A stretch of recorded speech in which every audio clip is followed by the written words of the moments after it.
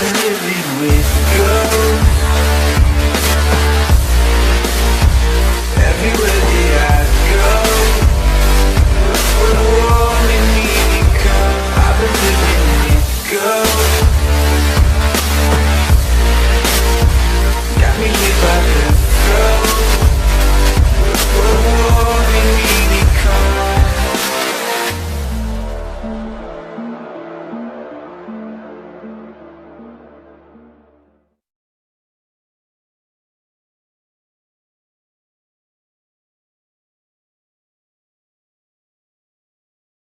Hello there guys, this is Alex here, bringing you part 4 of What If Deku Went to the Dragon Ball universe.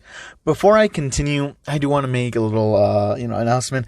I'm sorry guys, I actually wanted to upload this yesterday, but, I got a little bit pissed off with that, because he basically, I thought I misinterpreted one of his messages. I thought he wanted me to do 3 scenes, and I was like, okay, I'll do it. It'll take me 2 or 3 days to upload. He just said that those were just references. And so, here we are 1 day later. I'm not going to do that artwork anymore. Now I got lazy and I did other stuff, to be completely honest. Anyway, so after this, I also want to mention that there's going to be, next would be Full Counter, then Familiar of Zero, and then Reincarnation of Link. And then I'll just see if I'll loop back to the same order, or whatever we have on board. So in any case, yeah. So let's begin. Last time on What If Deku Went to the Dragon Ball universe, Izuku, Krillin, and Goku endured Master Roshi's training, and they were now at the 21st World Martial Arts Tournament, or the 21st Tenkaichi Budokai. After reuniting with Bulma, with her getting angry for not telling her that they were going to move, Master Roshi gave them the turtle-style gi. Krillin saying, "Whoa, guys, that lady could make launch seem less terrifying." Bulma saying, "What was that, kid?" Krillin saying, "Nothing." Yamcha was talking to Goku and Izuku. Krillin joined their conversation, escaping Bulma's wrath. Bulma saying, "Anyways, Roshi, I hope you haven't tempered with Izuku's innocence." Roshi saying, "As promised, nothing of that sorts." Bulma glaring at Roshi saying, "Why don't I believe you?" Roshi pleading for mercy saying, "I'm telling the truth. You can ask little Izuku yourself." Bulma saying, "Fine." Bulma calls Izuku, and she started to cuddle him and doting on him, and she noticed how muscular he became. Izuku didn't mind it at all. On the contrary, it gave him some assurance, and without realizing it, started to tear up, making him think of his mother. Bulma, visibly worried, would say, "Izu, are you okay? Why are you crying? What did this privy old man do to you?" Izuku, drying his tears, saying, I'm just happy to see you, that's all." Bulma saying, "Is that all? I miss you too, little Izuku. Since the preliminaries are tomorrow, why not come with me, so you can tell me everything that happened?" Izuku carrying the turtle gi, and Bulma went to her hotel room. Roshi's inner monologue, sighing, saying, "Well, he is only 9 years old after all. Wait a minute, everything." Thinking for a moment, then panicking.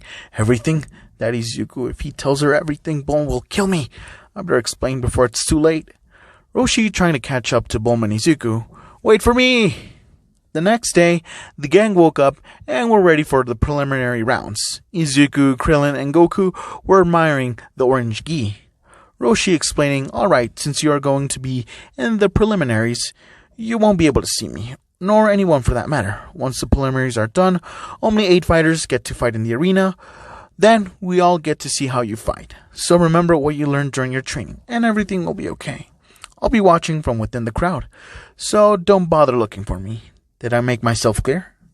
The trio were excited, and they ran off to the area where the preliminaries were held, while Roshi was going somewhere else, but he was stopped by an ominous figure. Bulma, extremely pissed, would say, "Where do you think you're going?" Roshi, terrified, saying, To the bathroom?" Bulma saying, "Nope, you're coming with me."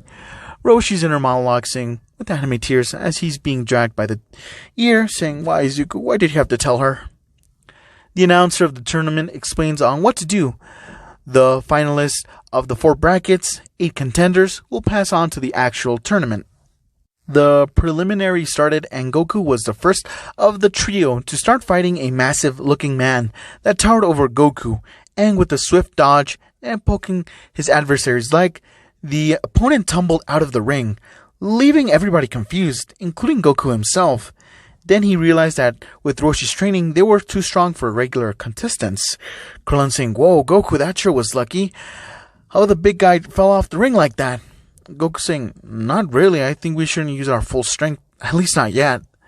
Krillin saying, "Hold on, why not?" Goku saying, "It could be bad." Then two strangers approached Krillin, and they started to make fun of him, which was clear that they knew him. One of the two told Krillin that he's Krillin's next opponent. Then they left. Meanwhile, Izuku arrived to where Goku and Krillin were. Izuku saying, "Guys, I think Master Roshi was right. We're in a league of our own. What happened to Krillin?" Goku shrugging, saying, "I don't know, Izuku. Hey Krillin, why did you let them talk to you like that?" Izuku confused, saying, "Huh? Like what?" Krillin shaking, because they said what they said was true. They've known me longer than anyone else. They know the truth. Maybe I should just drop out. Izuku getting flashbacks, saying, "Krillin, were you ever bullied?" Krillin, surprised, would say, How did you know?" Izuku smiling gently, "Back at home I was bullied a lot since I was weak." Krillin, hugging Izuku, would say, "Izuku, since you know, what should I do?" Izuku breaking the hug and putting a fist in the air, saying, "Giving all you got." Krillin saying, "What? But Goku said not to go all out." Goku saying, "Krillin, we'll take a time out from that. Izuku's right, they need to know what you're made of, so show them." Once Krillin's turn came, he entered the preliminary arena, shaking, but once the fight started, his opponents charged straight at him, but Krillin instinctively jumped out of the way, and with the momentum he charged at his opponent and kicked him in the guts, which sent him flying through a wall outside to the far end of the tournament's property, shocking everybody there. Then the trio laughed and talked about how Master Roshi's training was very efficient. Time skipped to when the tournament started. The 8 contenders that passed were in the waiting room, drawing lots. To keep things clean, the fighter known as Bacterian didn't make it. Izuku takes his place. The draws end up the same for the others, and the same shenanigans happen with the announcer mispronouncing Goku's name with Gokea, and also with Izuku's name. The announcer calls him Deku, and Yamcha actually correcting him as in the anime. The matchups are Izuku versus Krillin, Jackie Chun versus Yamcha, Nam versus Ranfan, Goku versus Gairen. The announcer saying, "Since the lots have been drawn, the regulations are the same. Now stay here and I'll call you when it's time." Goku saying, "One more thing, where's our lunch?" The announcer saying, "Don't you think it's a bad idea to eat right before your fight? You might get cramps that way." Goku raising his right fist excitedly saying, "I will eat." Announcer saying, I'm sure we can round up something, don't you think?" As the monk would say, "Of course, come with me." Goku looking to Izuku and Krillin would say, "Aren't you coming too?" Krillin saying, "I think I'll pass. I'm too nervous to swallow." Izuku's stomach rumbling, saying, "I'm kind of hungry." Izuku and Goku went to eat, and Goku showed off how big his stomach was, and asked for more while Izuku stopped after the second serving. In the arena, the announcer would say, "Ladies and gentlemen, are you ready for the 21st Tenkaichi Budokai? And now the first match of the tournament. Will the contestants please come down in the arena?" Izuku and Krillin walked into the arena. The announcer would say, "On my left, we have Krillin, one of the youngest fighters here. And on my right, we have Izuku, another of the youngest fighters here. And why don't you look at that? They have matching outfits. Could it really be that they've trained together? Stay tuned for the fight. So now let's get those punches flying." On the announcer's signal, the gong was hit and the fight begun. Izuku and Krillin were waiting in position for the other to make a move. Then the two dashed towards each other, and they were seemingly matched. Everybody was shocked to see how the two fought.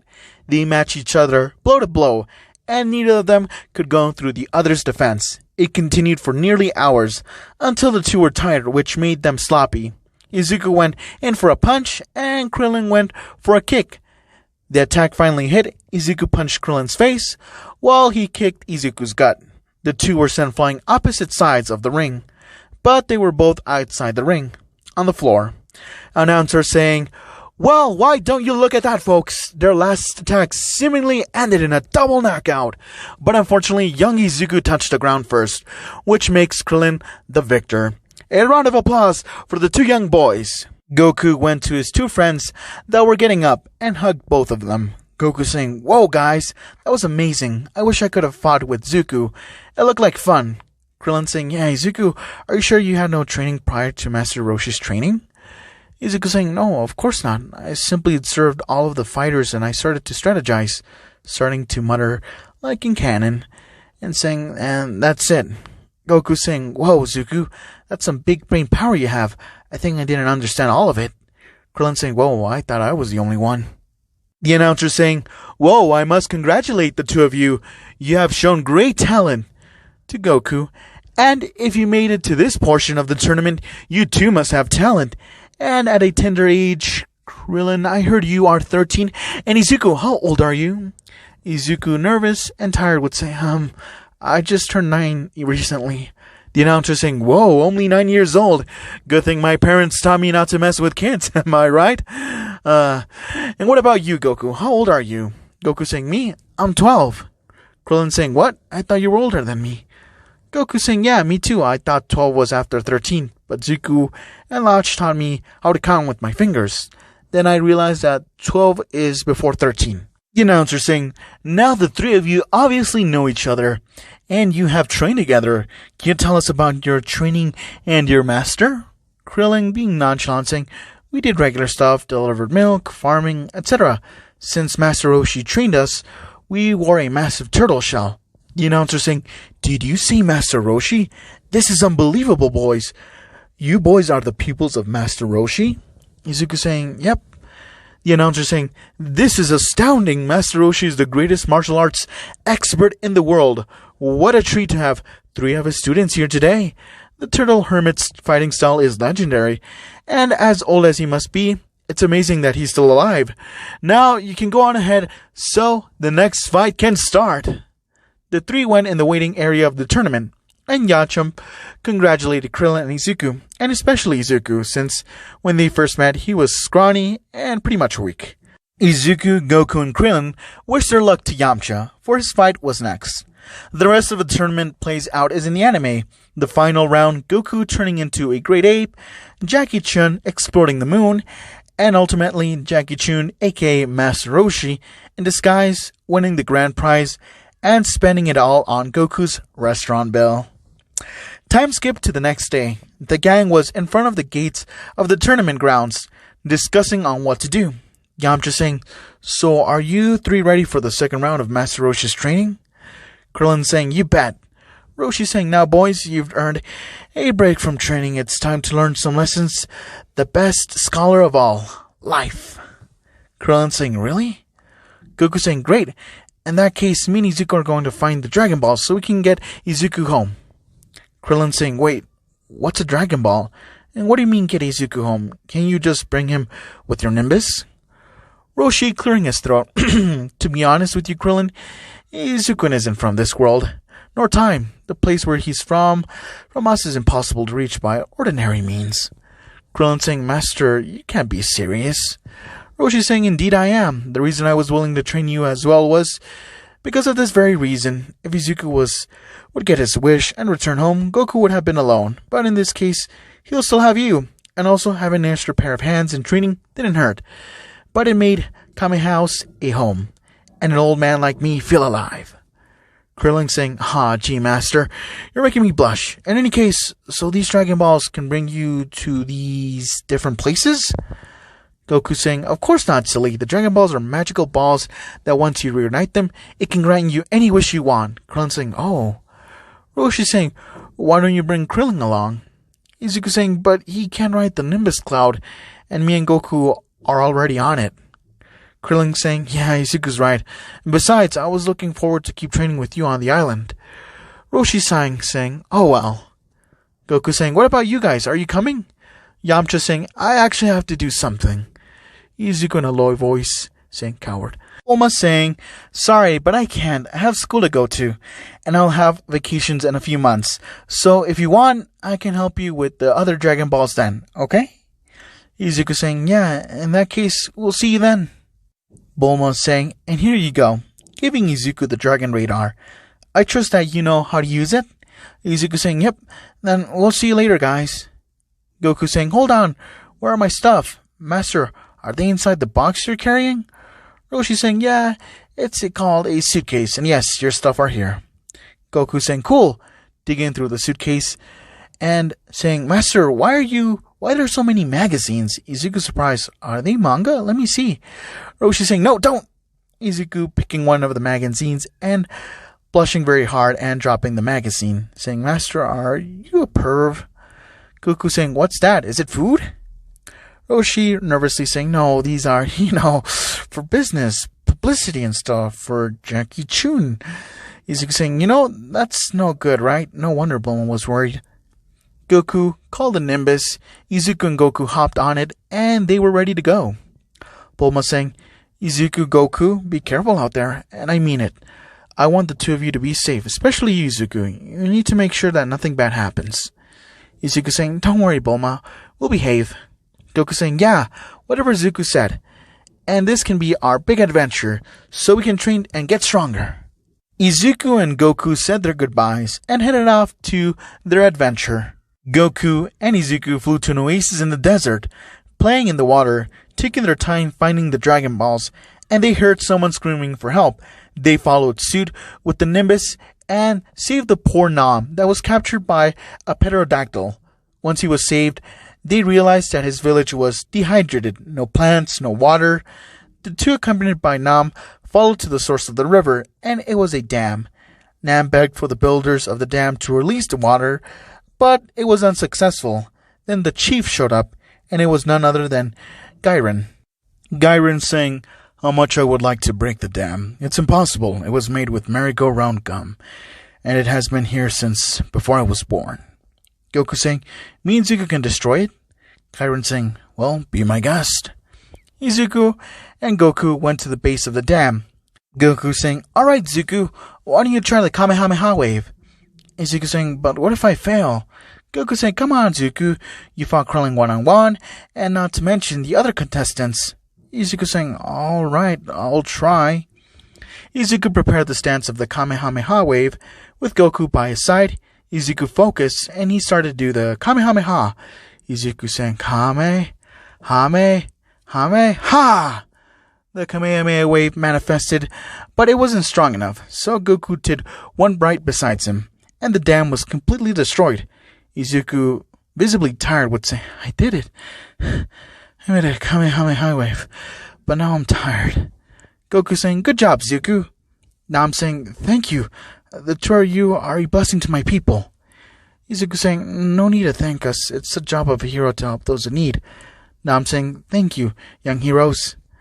Gairin saying, impressive. No wonder you beat me in the tournament. Izuku's inner monologue saying, but didn't he surrender? Goku saying, anytime. But me and Izuku are on an adventure. So see you around. Izuku and Goku said their goodbyes and continued their journey. The part where Goku's stuff gets dropped doesn't happen. The radar picked up a signal from a Dragon Ball, and they investigated. They encountered the Pilaf gang once again with the 4-star ball in their hands. The duo followed them with the Nimbus, but they gave up the Dragon Ball too easily for their tastes, but accepted it, only for it to fall on the ground, destroyed, realizing it was a fake. The duo continued on their journey, and it brought them to where Fire Mountain was once at. And while eating some apples for a snack, they encountered Chi-Chi. With Goku and Chi-Chi sparring, Izuku saw the two, and he felt nostalgic of not-so-fun memories of Katsuki beating him up, and thinks that things will change once he gets home. Then, on their way to the Ox King's place, they found out it was under attack by an army, or rather, the Red Ribbon Army, that were in search of a Dragon Ball. Goku and Izuku made quick work of Colonel Silver. He was full of himself, and he was more of a buffoon than anything, but the Nimbus was blown up by a rocket launcher. Once that was out of the way, and the duo realizing that the Ox King was preparing for Goku and Chi-Chi's wedding, the Ox King was confused and they saw Pilaf's gang fleeing with their aircraft. Izuku was checking the capsules the Colonel had. Goku and Chi-Chi had their moment, but Goku being Goku thought about food instead of marriage. With the Nimbus out, the duo used a capsule that Izuku found, and it revealed to be a jet, and there was a robot as an AI to pilot the plane. The two point in the direction for the next Dragon Ball, and they departed. Hours later, it was getting colder in the jet, but the AI was frozen. Goku and Izuku tried to make it move, but they accidentally broke the robot, and they were sent crashing into the snowy mountains, and they were frozen solid. After some time, Izuku woke up to see a blue-haired girl looking at them. He was getting really nervous, and his first instinct was to jump away, but he ended up just falling backwards with the entire chair. Goku saying, "Zuku, are you okay?" Izuku rubbing his head saying, "Yeah, but what happened?" Goku, slurping on some soup, would say, "Oh, we crashed, and here we are." Izuku muttering, "How are we? When did we? It can't be." As this girl would say, "So your name is Zuku, right? Me and Snow saw a plane crashing, so we decided to investigate." Izuku blushing and having difficulty to speak, saying, "Thanks, but no, my name is Izuku Midoriya. What's yours?" The girl saying, "Oh, her name is Snow, and my name is Nedry Hado. Nice to meet you." Where did Izuku and Goku end up? And who is this Nedry?